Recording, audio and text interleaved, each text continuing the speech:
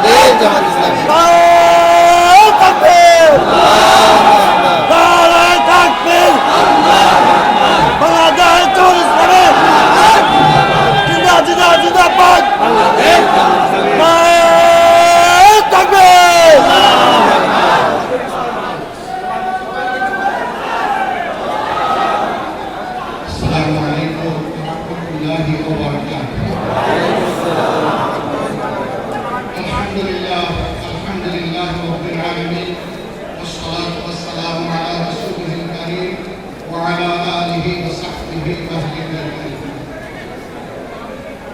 বাংলাদেশ জামাত ইসলামী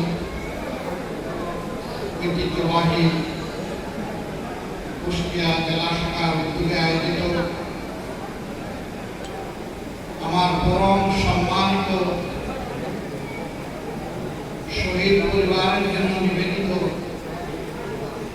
আজকের এই বরকতপূর্ণ সভা সম্মানিত সভাপতি, মঞ্চে বসা বাংলাদেশ জামাত ইসলামের কেন্দ্রীয় আঞ্চলিক এবং স্থানীয় নেতৃবৃন্দ, শহীদ পরিবারের সম্মানিত সদস্যবৃন্দ, শহীদ পরিবারের সম্মানিত মা বোনেরা এবং আদরের শিশুরা, সাংবাদিক বন্ধুগণ, প্রিয় সহকর্মীবৃন্দ, সুধীমণ্ডলী, আল্লাহ তাআলার দরবারে শুকরিয়া আদায় করছি। সুবহানাল্লাহ, আজকে আপনাদের সাথে এমন একটি বরকতপূর্ণ মুহূর্তে আমাকে এবং আমার সঙ্গীদেরকে মিলিত হওয়ার তৌফিক দান করেছেন, আলহামদুলিল্লাহ। আমি গভীর শ্রদ্ধা নিবেদন করছি সেই সমস্ত মর্দে মুজাহিদদের আত্মার প্রতি যারা বাংলাদেশের মানুষকে প্রত্যাশিত একটি পরিবর্তন এনে দেওয়ার জন্য, একটি গণ অভ্যুত্থান সফল করার জন্য তাদের মূল্যবান জীবন আল্লাহর প্রতি জাতির জন্য উৎসর্গ করেছেন, তাদের সকলের আত্মার প্রতি আমি গভীর শ্রদ্ধা জ্ঞাপন করছি। মহানবীর দরবারে দোয়া করি আল্লাহ তাআলা তাদের সকলকে মর্যাদাপূর্ণ শহীদ হিসাবে কবুল করুন। আমিন। রব্বুল ইজ্জত তাদের রেখে যাওয়া আপনজন, মা বাবা, ভাই বোন, স্ত্রী, পুত্র, কন্যা, প্রিয়জনদের অন্তরে আল্লাহ তাআলা সবরে জামিন দান করুন। আমিন।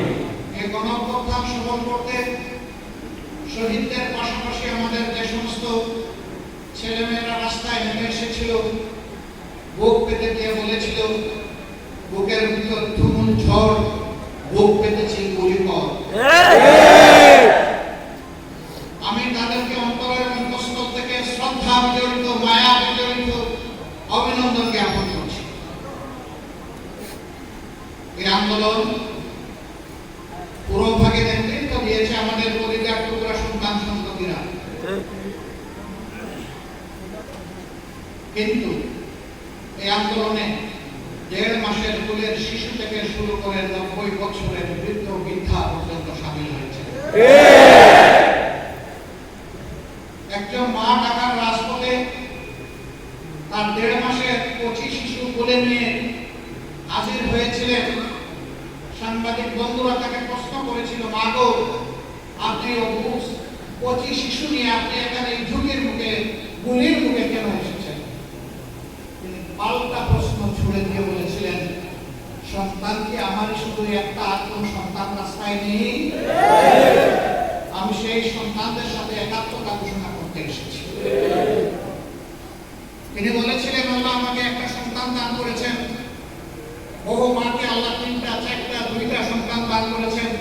আমার বিশ্বাস আজকে মুক্তি পাগল সেই সমস্ত মায়ের সন্তানেরা রাস্তায় আছে, তাই আমি আমার সন্তানকে এখন থেকে তাদের সাথে বীর হিসাবে গড়ে তোলার জন্য খুঁজে নিয়ে এসেছি। একজন বৃদ্ধকে প্রশ্ন করা হয়েছিল, আপনি কুপিয়ে কুপিয়ে লাঠির উপর ভর করে আপনি ঝুঁকিপূর্ণ মুহূর্তে এসেছেন কেন? তিনি বলেছিলেন, আল্লাহ তাআলা আমাকে অনেক হায়াত দিয়েছেন, জীবনে অনেক কিছু ভোগ করেছি, আল্লাহর দেওয়া শোভা সৌন্দর্য নিয়ামত আমি ভোগ করেছি, কিন্তু যে সন্তানেরা এক একটা ফুটন্ত কলি হয়ে কেবলমাত্র ভুটা থেকে বের হয়ে আসছিল, যারা ঝরে গেল জালিমের বুলেটে, আমি তো আমার জীবনটা তাদের সাথে দিয়ে একজন যুবক হিসাবে আমি আল্লাহর কাছে ফিরে যেতে চাই।